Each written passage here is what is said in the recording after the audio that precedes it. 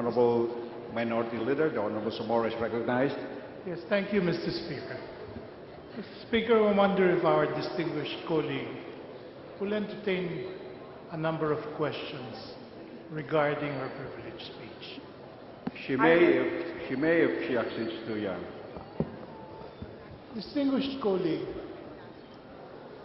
I noticed how carefully you made the distinction between preventive medicine and curative medicine.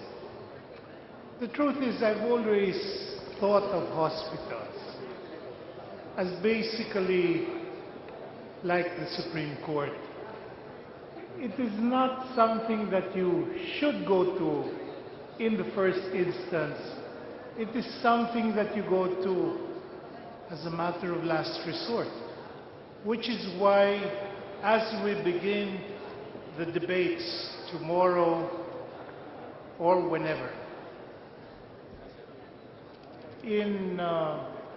regarding the different departments, one of the first questions that I intend to ask from the Department of Health is, how much are we spending on hospitals and how little are we spending on public health?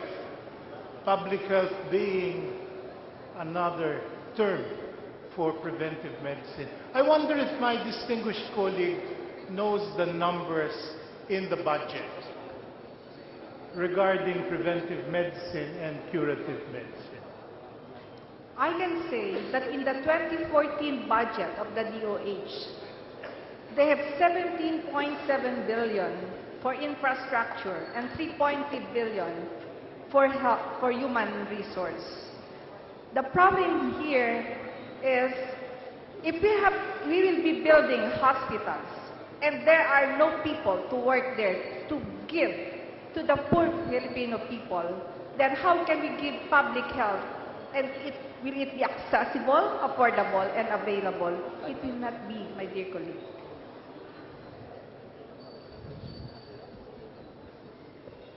That was not exactly the answer I was hoping for.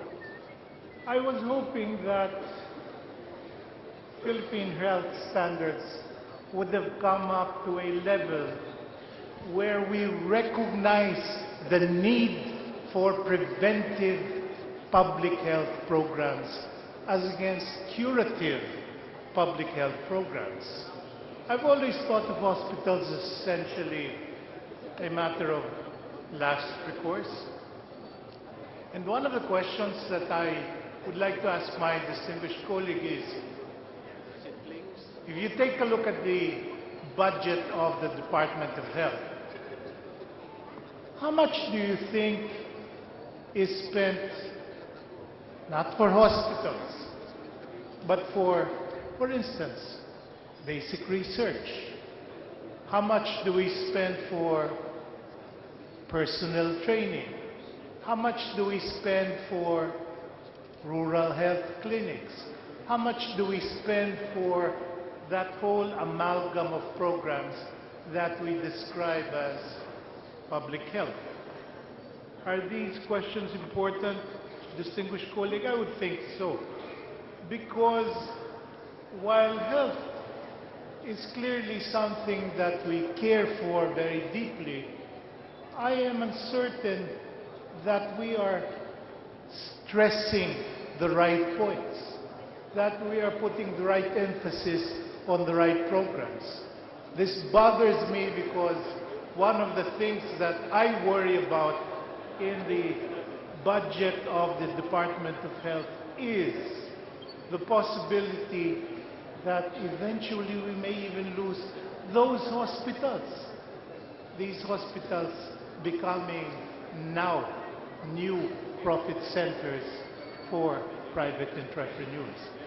I wonder, distinguished colleague, do you have an idea of the budget of the Department of Health, how this is divided in our 2014 budget?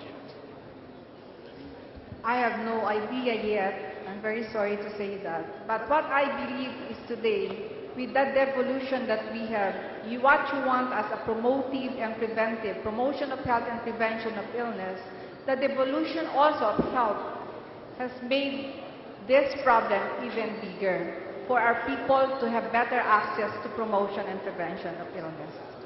Well, I hope that ang NARS party list will take a look at some of these questions, because I am certain that the time has come for us to debate the need for real public health issues. That the time has come for us to take a look at our hospitals and find out how nurses are in fact an integral part of that system. That we should emphasize not just curative medicine, but truly care and attendance as important contributors to public health. Distinguished colleague, I will not go further into this point. I'd like to take up a second point, and that will be my last point. And what is that? I am worried about the labor conditions under which our nurses are made to serve. I think one of the problems is in the nursing profession. Contractualization has in fact become not the exception, but the rule of professional conduct. Is that not correct, distinguished colleague?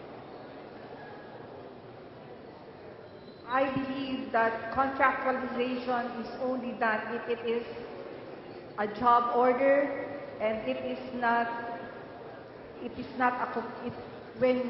let me repeat. When, for example, the nurse is the person who is very much needed in a hospital, and the business of the hospital cannot go on without the nurse, then that nurse should be given a regular job. Of course. But what is being done today, these nurses are treated as contractuals, job orders. And what we mean by contractuals, you finish a job for a certain season or a certain time. Unlike the nurses in the hospital, there is no season. For mothers who give birth, they give birth every day. So, hindi pwedeng pakyawin ang trabaho ng mga nurse like job orders and contractuals. Kaya lang, hindi ba po yun ang katotohanan? Na ang nangyayari ay parang pinapakyaw ang mga trabaho ng mga nurses. Pagdating ng panahon, hindi sila binibigyan ng tamang bayad. Hindi sila binibigyan ng tamang training. Hindi sila binibigyan ng tamang kontrata. Ang nangyayari ay, at ito ay pawang katotohanan, ang nangyayari ay binibigyan sila ng short-term contracts. Binibigyan sila ng job orders. Yan ay nangyayari hindi lang sa mga private hospitals, kahit sa mga public hospitals. Sasabihin ng mga probinsya, ng mga lungsod, hindi naman namin kaya yung mga sweldong dapat ibigay sa mga nurses. Kaya ang ginagawa nila, napakasimple, sasabihin nila, uy, nurse, good only for 6 months, or good only para hindi kami abutin ng mga contractual obligations under the law. Hindi ba ganyan ang nangyayari? Mabuti at mabuting kasama? Opo. Yes. For 15 years, this has been ongoing. Na ang mga nurse ay hindi binibigyan ng tamang trabaho at tamang sweldo at tamang solusyon. Ang binibigay ay mga band-aid solutions na panandalian lamang. Alam niyo ba po, kung ang isang nurse mag-aalaga sa inyo na nagtrabaho lamang ng 6 na buwan, gusto niyo ba po na hindi magaling? Quality healthcare ang ibibigay? Sa nangyayari ito ngayon, kahit lahat tayo dito ngayon, sino ang gustong magkasakit at hindi mahusay ang mag-aalaga sa kanya? Hindi isang nurse na ang kanyang competencies ay nahasa.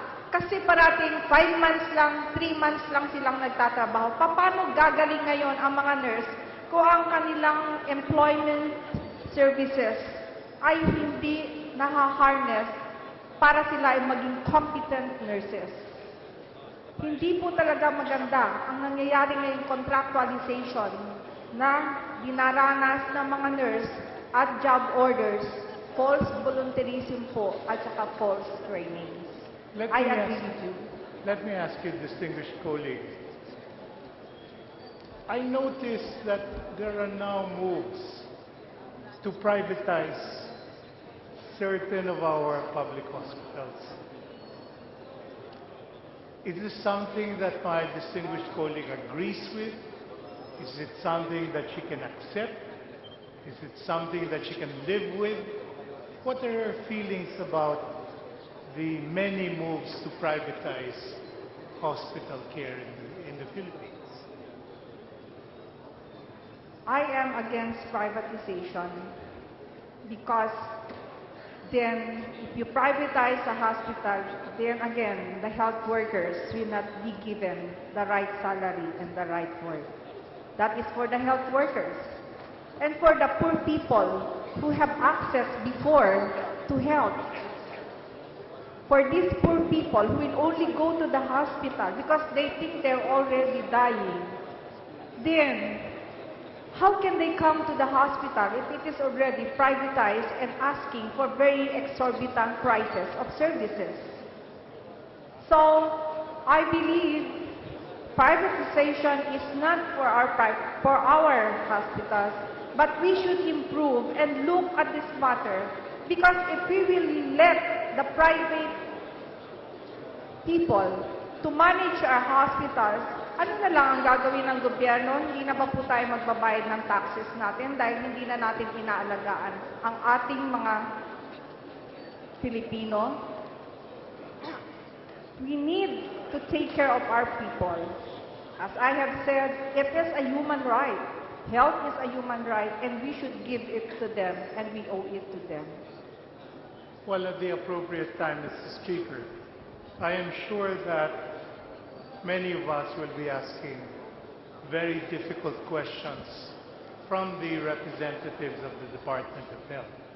At the appropriate time, we want to make it clear that all of us in this House of Representatives view health not just as a matter of convenience, but a matter of grave necessity, something that we must fund adequately, and something that we must support not just in curative medicine, but equally importantly, and possibly even more importantly, with preventive medicine. Thank you, distinguished colleague, and thank you, Mr. Speaker. Thank you. Majority Leader.